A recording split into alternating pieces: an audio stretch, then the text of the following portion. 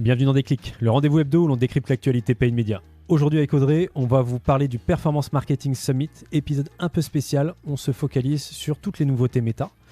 Alors avant ça, je vais faire quand même un petit détour sur l'ambiance dans la salle, c'était quand même assez particulier. Honnêtement, le mot qui me vient à l'esprit, c'est sans doute un peu fort, mais je vous laisse aller regarder les images et vous me direz ce que vous en pensez. C'est condescendant. Non, on est d'accord à ma droite. Ouais, Voilà. on est d'accord. On était quand même sur un jeu de rôle dès les premières minutes entre deux présentateurs sur en gros l'IA méta versus l'annonceur qui refuse l'IA. C'est évidemment caricatural, il n'y a pas de problème avec ça, mais c'était assez dur. Et finalement, le message qui transparaissait, c'était si vous n'utilisez pas l'IA, vous êtes idiot. Donc évidemment, quand ça fait des années qu'on est sur la plateforme, on ne se considère pas complètement idiot. Donc c'était pas forcément très malin de la part de Meta, d'autant plus que en fait, la salle était à moitié vide. Ouais. Donc si vous allez regarder les images, c'est quand même assez triste. Le pire dans l'histoire, c'est qu'on se dit bon, très bien, il n'y avait pas grand monde dans la salle, qu'est-ce qui s'est passé online ? On a fait quand même notre devoir, hein. On allait regarder et franchement les réactions, notamment sur LinkedIn, il n'y a pas grand chose. C'était très long en plus. Aïe. Et c'était très long. 6h30 ? C'est fantastiquement long, mon Dieu. Le Seigneur des Anneaux en version longue. Incroyable quoi. Et j'adore le Seigneur des Anneaux, hein, j'ai entendu ça, donc compliqué quoi. Allez, tu sais ce qu'on va se dire ? Ils ont fait plus 33% de revenus publicitaires sur le premier trimestre. Ils sont là quoi. Ils sont en train de se dire on va bientôt dépasser Google. Donc j'y crois pas, il y a peut-être des ailes qui sont en train de leur pousser un petit peu. Ouais. Quoi qu'il en soit, on va passer au premier sujet qui est un sujet qui fait débat depuis très longtemps. Les créa IA vs les vrais créateurs. Et c'est là où il y avait un double discours en fait dans ce summit. C'est que d'un côté, Meta nous dit utilisez tous nos outils d'optimisation avec de l'IA, des créas qui vous rajoutent des gros textes en plus sur les trucs, qui vous génèrent des fonds qui n'ont rien à voir avec votre sujet. Allez-y, c'est super, utilisez tous ces outils-là. Mais à côté, si vous voulez faire de la performance, ce qui marche le mieux, c'est les vrais humains. Les créateurs, les influenceurs, l'UGC, etc. C'est pas l'IA ? Et pour le coup, moi je sais que chez Meta d'ailleurs l'été dernier, ils avaient fait justement un espèce de summit en France sur tous les outils IA, qui était extrêmement intéressant pour le coup, mais je me souviens plus du nom de l'agence, mais il y a un prestataire externe dont le métier c'était de faire des UGC à l'IA, qui est venu nous montrer des slides qui nous expliquaient que leurs études ont montré que les UGC IA marchaient moins bien que des vrais UGC. Et c'est une boîte dont c'est le cœur de métier qui vient de dire ça. Donc je pense qu'on peut quand même se dire que c'est assez fiable. Et ne serait-ce que si on ouvre les commentaires de n'importe quelle vidéo IA avec de l'humain, que ce soit organique, que ça vienne d'une marque, etc. Les commentaires, c'est le champ de bataille. Les gens n'ont pas envie de voir ça en fait.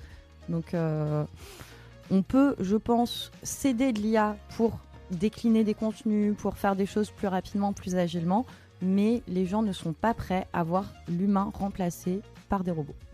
Ouais, mais ça c'est le grand thème de Mark Zuckerberg, hein. Si on reprend son interview, je sais plus dans quel podcast, là, il y a 1 an et demi, où il disait en gros donnez-nous votre objectif, votre budget, puis on fait le reste du boulot. Pas besoin de créa, pas besoin de ciblage, pas besoin de rien quoi.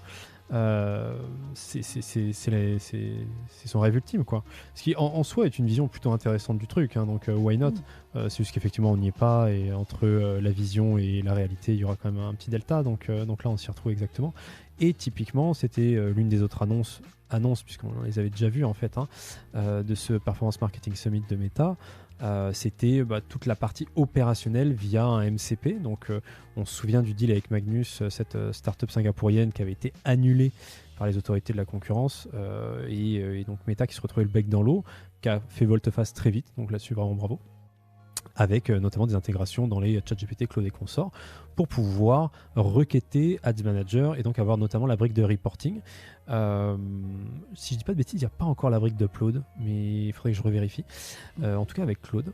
Toujours est-il que c'est une étape de plus vers cette vision donc, de Mark Zuckerberg, puisque on est même en train d'enlever en fait la possibilité, progressivement, hein, n'est-ce pas, hein, c'est que la première brique à nouveau, mais on est en train d'enlever la première brique, la possibilité d'aller travailler dans l'outil. On se retrouve même plus avec les mains dans le cambouis, pour ainsi dire. Donc c'est à nouveau quelque chose qui est interfacé via de l'IA. C'est l'IA qui parle à une IA.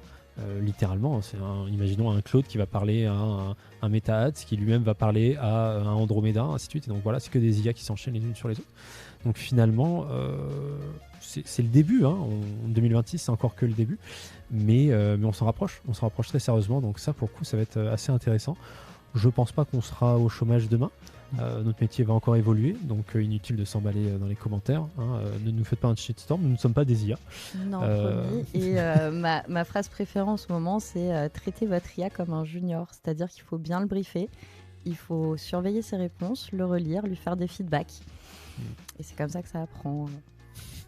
Voilà. Troisième news. Ouais, troisième news. Et pour le coup, une dont on n'a pas encore parlé dans ce podcast, c'est l'audience des acheteurs qui augmente à 730 jours, soit 2 ans. Ce qui en soi est plutôt une bonne nouvelle. Pourquoi ça n'existait pas avant ? Bonne question. Mais quoi qu'il en soit, ça reste un petit peu niche et intéressant que pour certains secteurs, notamment les secteurs avec un parcours de conversion qui va être assez long, l'automobile, la santé, les assurances, l'immobilier, etc. Donc pourquoi pas, mais pour la majorité des e-commerçants, foncièrement, ça ne va pas beaucoup vous servir. De manière générale, vous pouviez déjà le faire avec vos audiences CRM. Donc voilà, c'est intéressant, ça existe pour ceux qui n'ont peut-être pas de CRM. Ouais, c'est toujours bon à prendre, mais c'est vrai qu'on est en 2026, les gars, là, donc je sais pas pourquoi ils font ça que maintenant.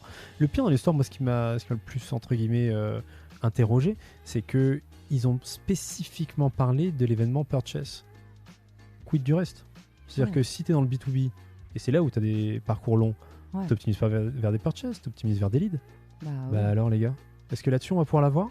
J'ai un vrai point d'interrogation là-dessus et j'espère qu'ils n'ont pas fait cette bêtise. J'ai pas pensé à ça. Ouais, parce que c'est le cas. Meta, ils ont quand même tendance à développer d'abord le e-com après le lead. Parce que ASC, c'était ça. D'abord, ils ont lancé ASC pour Advantage Shopping Campaign. Et après, en fait, ils ont gardé l'acronyme, mais ils l'ont développé sur la génération de leads, etc. Donc, j'avoue. On verra. Je suis pas. Déjà, il faut que ce soit release. Bah tiens, quand on parle des trucs release, donc One Click Capi, à nouveau, c'est pas vraiment une nouveauté, mais ça vaut quand même le coup d'en reparler. Donc l'idée, c'est de mettre en place l'API de conversion dans Meta gratuitement en un clic. En tout cas, la promesse, elle est folle. Franchement, c'est trop bien. Le problème, c'est que dans nos comptes, chez Eskimos, ou dans ce que j'ai pu en lire online, j'ai l'impression que c'est quand même rarissime pour l'instant que ça marche.